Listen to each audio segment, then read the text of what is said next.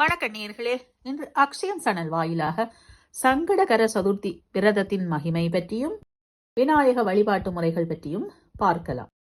விநாயக வழிபாட்டு முறை மிக எளிமையான வழிபாட்டு முறைதான். நாம் எதை தொடங்கினாலும் எந்த காரியம் செய்தாலும் முதலில் விநாயகரை வணங்கியே தொடங்க வேண்டும். வேறு தெய்வங்களின் வழிபாடுகளிலும் விரதங்களின் போதும் கூட முதலில் விநாயகரை வணங்கியே தொடங்க வேண்டும். அப்போதுதான் அதன் முழு பலன்களும் நமக்கு கிடைக்கும்.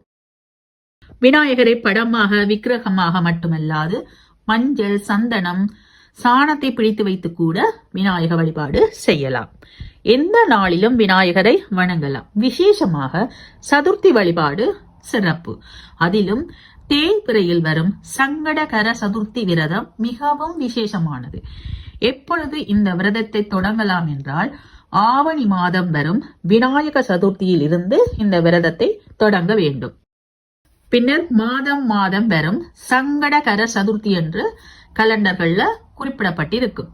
அந்த நாளில் சதுர்த்தி விரதத்தை மேற்கொள்ளலாம். இந்த விரதம் எதனால் வந்தது என்று பார்த்தால், கைலாயத்தில் ஒரு நாள் விநாயகர் ஆடிப்பாடி மகிழ்ந்திருக்கும் போது தேவர்கள் எல்லோரும் பார்க்கிறார்கள். அதில் சந்திரனும் ஒருவர். சந்திரன் மிகவும் அழகானவர். அதில் அவருக்கு சிறிது கர்வமும் இருக்கும், தான் அழகானவர் என்று. விநாயகரின் உருவம் சற்று வித்தியாசமானது. யானையின் முகம், மனிதனின் உடல், பெருத்த வயிறு. அதோடு அவர் குலுங்கி ஆடும்போது சந்திரனுக்கு சிரிப்பு வந்தது. கேலியும் கிண்டலுமாக விநாயகரை பார்த்து சிரிக்கிறார். விநாயகருக்கு கோபம் வர, உன் ஒளி மங்கி போய், அதாவது தேய்ந்து போக கடவுது என்று சாபம் கொடுக்கிறார். சந்திரனுடைய அழகே அதன் ஒளிதானே. அதனால் சந்திரன் மிகவும் வேதனை உற்று கடைசியில் என்ன செய்வதென்று தெரியாமல் விநாயகரை நோக்கி கடும் தவம் செய்து விநாயகர் சந்திரனுக்கு அருள் புரிந்த நாள் தான் இந்த சங்கடகர சதுர்த்தி திருநாள். அதனால் தான் இந்த விரதம் இருந்தால் சந்திரனுடைய அருளும் விநாயகருடைய அருளும் நமக்கு கிடைக்கும். எங்களது தடை, தாமதம், பிரச்சனைகளுக்கும் காரிய சித்திக்காகவும் நாங்கள் எந்த விஷயம் தொடங்கினாலும் அதை சக்சஸ் பண்ண முடியாமல் இருக்குந்தானே, அப்படியான தீர்க்க முடியாத பிரச்சனைகளுக்காக, எல்லா விதமான சங்கடங்களுக்காகவும் இந்த விரதத்திலேயே சங்கடகர சதுர்த்தி என்று இருக்குது. எல்லா விதமான பிரச்சனைகளுக்காகவும் இந்த விரதம் இருக்கலாம்.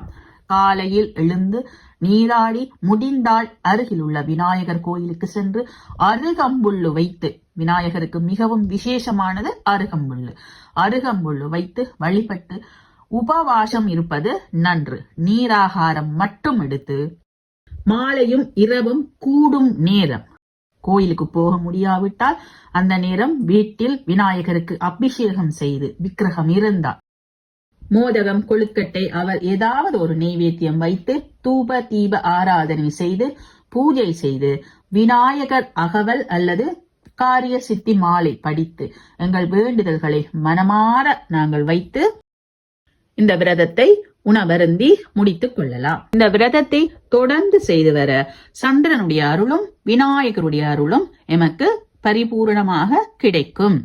எமது தடைகள், தாமதங்கள், பிரச்சனைகள் எல்லாம் தீர்ந்து எமது முயற்சிகள் அனைத்தும் வெற்றியாகும்.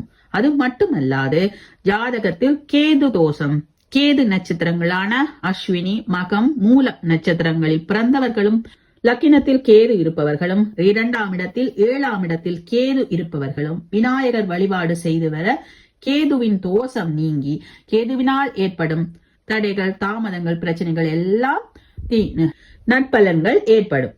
குறிப்பாக சொல்லணும் என்று சொன்னால், கேது எந்த ராசியில் இருக்கின்றதோ அந்த நாளில் விநாயக வழிபாடு செய்ய வேண்டும். உதாரணத்துக்கு மேஷம் விருச்சியத்தில் கேது இருப்பின் செவ்வாய்க்கிழமையும், ரிஷப துலாத்தில் கேது இருப்பின் வெள்ளிக்கிழமையும், மிதுன கன்னியில் இருப்பின் புதன்கிழமையும், கடகத்தில் இருப்பின் திங்கட்கிழமையும், சிம்மத்தில் இருப்பின் ஞாயிற்றுக்கிழமையும், தனுசு மீனத்தில் இருப்பின் வியாழக்கிழமையும், மகர கும்பத்தில் இருப்பின் சனிக்கிழமையும் விநாயகரை அருகம்புல்லு வைத்து விரதம் இருந்து விநாயகரை வழிபட்டு வர எல்லா தடையும் நீங்கி சுபீட்சமாக வாழலாம்.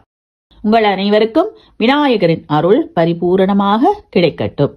இன்னும் ஒரு பதிவில் உங்களை சந்திக்கின்றேன். நன்றி. வாழ்க வளமுடன்.